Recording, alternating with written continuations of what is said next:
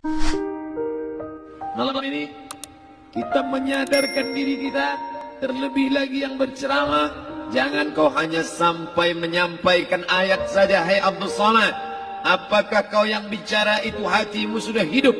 Senantiasa merasakan diri, aku orang paling hina, aku orang paling kotor, ditempelkan kening ke lantai di tempat yang diinjak tapak kaki, mengatakan bahwa aku bukan siapa-siapa. Umur diberikan Allah 40, 60, 70. Berapa yang kupakai untuk menolong agama Allah? Berapa yang kupakai untuk mengingat Allah? Mata, tangan, telinga, kaki akan diminta tanggung jawab di hadapan Allah. Dulu dibangga-banggakan, dihormati, dimuliakan. Yang kami muliakan Al-Mukarram, Al-Ustaz. Tapi pada saat tiba masanya, yang kita bawa tak lain tak bukan innallaha la yanzuru ila ajsamikum. Allah tak menengok badan, fisik, bentuk tubuh, baju. Ini sampulnya saja. Wala ila suwarikum, Allah tak menengok rupa, wajah. Walakin yanzuru ila qulub. Hati kamu yang bersih itulah yang kau bawa menghadap Allah Subhanahu wa taala. Yauma la yanfa'u malun, harta tak berguna, wala banun, anak tak bisa menolong, harta tak berguna, anak tak mampu menolong, illa man atallah, kecuali orang yang datang menghadap Allah biqalbin salim, dengan hati yang bersih, hati yang tulus, hati yang memercikkan cahaya iman, hati yang bersih dari hasad, busuk hati, sum'ah, riya, takabbur. Itulah yang menolong di hadapan Allah Subhanahu wa taala. Apa kata Imam Ali radhiyallahu an? An-nasu niyam. Semua manusia waktu hidup itu tidur. Bapak tidur, ibu tidur, saya tidur. Semua orang waktu hidup itu tidur. Falamma matu, ketika dia mati, disitulah dia baru terjaga dari tidur panjang. Saat Israel mencabut nyawa, ditarikkan adalah satu centapan yang kuat. Disitulah kita baru terjaga dari tidur panjang. Betapa aku meninggalkan salat, betapa aku tak berzakat, betapa dulu kekuasaan. Aku lulus umur 30, pensiun 58, 28 tahun apapun tak pernah kubuat untuk agama. Sibuk membesarkan anak, sibuk mengurus warisan. Anak pun tak ingat dengan kita, karena kita lupa menanamkan pendidikan agama di dalam otak kepalanya. Harta yang banyak tak sempat menolong agama Allah. Anak tunggal semata wayang tak sempat dididik agama. Istri meninggalkan dalam keadaan stres susah hatinya, karena dia tak diajarkan sabar menerima ridha ketetapan takdir Allah. Dan paling celaka, tak pernah anggota tubuh ini dipakai untuk berzikir, muhasabah, mengingat Allah.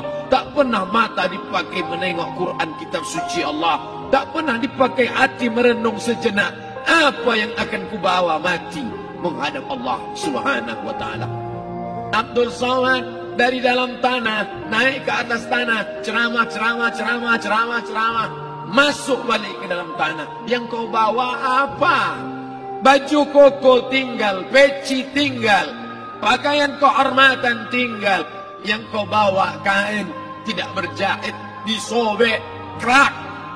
Itu yang akan menyampul kulitmu, yang selama ini kau dimandikan, dibersihkan oleh ibumu dulu 60 tahun yang lalu. Sampai masanya kau lupa kapan kau dimandikan dulu.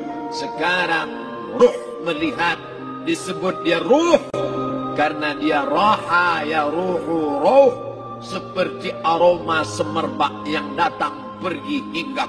Ruh sampai masanya dia datang masuk ke dalam jasad. Ruh sampai masanya dia pergi meninggalkan jasad. Malam ini dimuliakan Al-Mukarram Haji Abdul Somad LCMA. Kenapa Abdul Somad ini dimuliakan? Karena ruh hinggap sejenak sebentar, sampai masanya besok pagi dia ruh keluar dari dalam tubuh ini. Anak yang katanya ayahku sayang, istri katanya kaulah abang, sampai masanya mereka tak lagi mau mendekat. Rumah itu saya yang buat, saya yang mengukurnya. Tapi begitu ruh sudah keluar dari badan, tidak satu pun semeter, sesenti, sejengkal, sehasta ada tempat di rumah itu untuk jenazah bernama jenazah Abdul Somad. Mana kawan, sahabat, andai tolan, anak menantu, teman sekantor, semuanya pergi meninggalkan. Yang tetap dibawa, kalau pernah kaki melangkah salat berjamaah di masjid, kalau pernah tangan mengusap kepala anak yatim, kalau pernah tangan mengucap subhanallah. Nanti di akhir tausiah kita akan berzikir, munajat, muhasabah diri, berdoa, mengenang apa yang akan kita bawa menghadap Allah Subhanahu wa taala.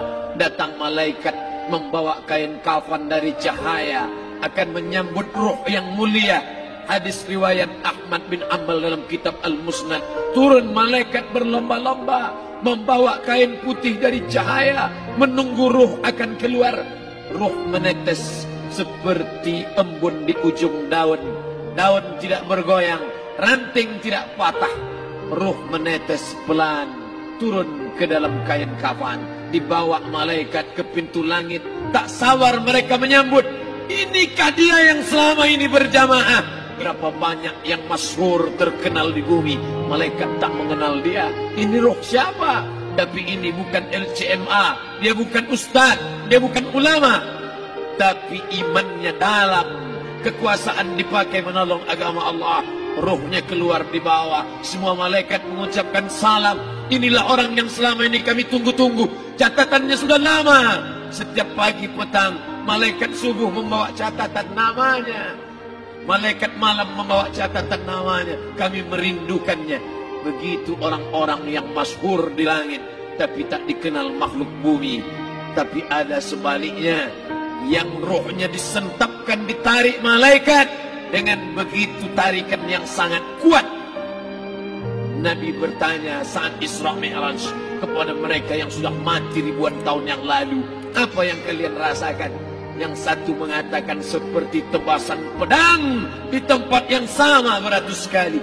Yang satu mengatakan seperti kambing yang dikuliti hidup-hidup. Yang satu mengatakan seperti mata kail pancing ditarik dari kulit yang basah. Maka kita berdoa setiap selesai salat, Allahumma hawwin alaina, ringankan kami ya Allah, fi sakaratil maut, di saat sakaratul maut yang amat sangat menyakitkan itu. Di saat malam pertama di tempat yang gelap, di tempat yang tak pernah diimpikan oleh orang, tapi kita tetap melewati dan merasakannya. Perlahan-lahan cacing tanah, ular-ulat kalajengking akan menggerogoti kulit yang selama ini dimandikan, selama ini dipakaikan sampo yang mahal, selama ini dioleskan pelembab yang lembut. Tapi ternyata sebelum roh keluar jasad, setelah keluar, dia hanya akan menjadi santapan cacing tanah, hancur berkeping hari demi hari. Yang pertama kali membusuk adalah mata, karena dia berisi cairan. Cairan ini mengering, busuk dan berlubang. Lalu kemudian usus sebulan di dalam tanah, mulai dia menggelembung masuk angin dan dia meletus pecah. Cacing-cacing tanah mulai datang menggerogoti, memakan. Habis, siap tak siap, suka tak suka, kau akan didatangkan. Apa yang akan ditanya oleh Allah? Perbuatanmu, amalmu. Faman ya'mal mithqala dzarratin khairan yarah. Sebesar biji sawi, sebesar ujung rambut, kau aniaya orang, kau makan titik puluh keringatnya. U'tul ajira ajrahu, berikan upah pekerjamu, gaji tukang panenmu, gaji tukang cuci setrikamu. Kau makan, kau tahan 3 bulan. Dia tak menuntut, dia senyum, dia hanya mampu mengadu kepada Allah. Tapi titik peluhnya yang keringatnya, air matanya akan kau balas di hadapan Allah Subhanahu wa taala. Di saat itu tak ada siapa bisa menolong. Hari ini uangmu banyak, kau bayar pengacara handal 1 jam 100 juta, bebas tanpa syarat. Tapi di hadapan Allah semua akan bersaksi.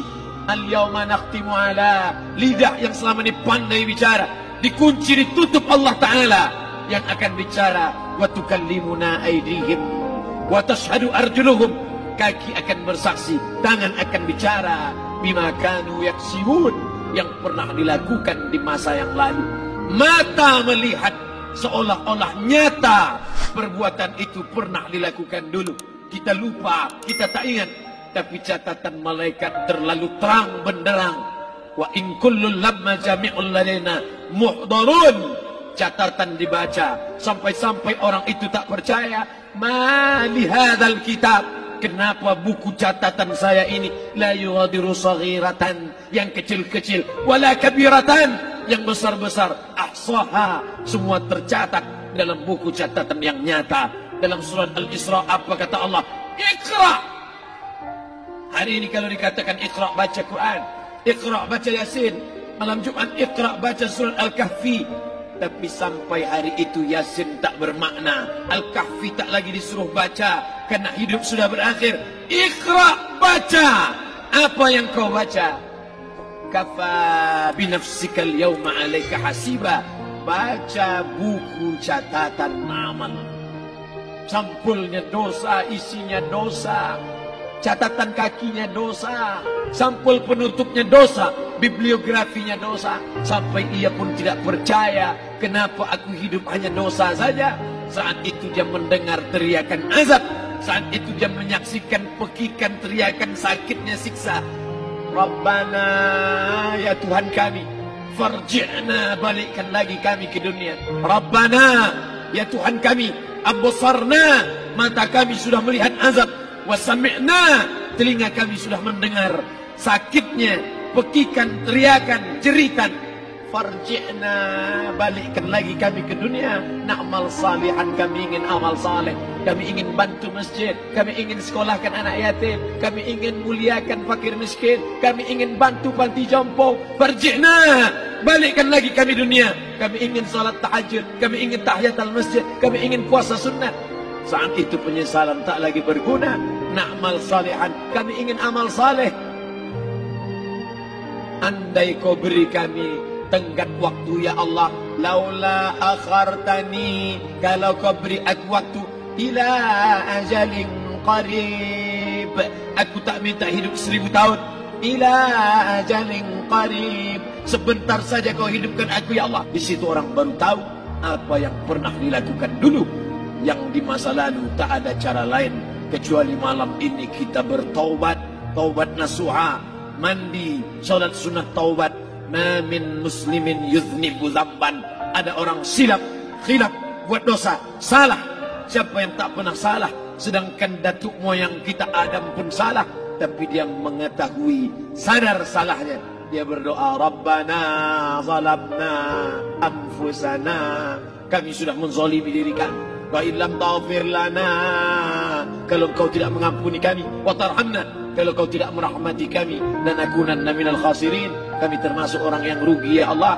Maka malam ini kita bermunajat kepada Allah, berdoa, mengenang masa lalu, bergelimang dosa, besok tak akan kita ulang. Kita minta ampun kepada Allah Subhanahu wa taala.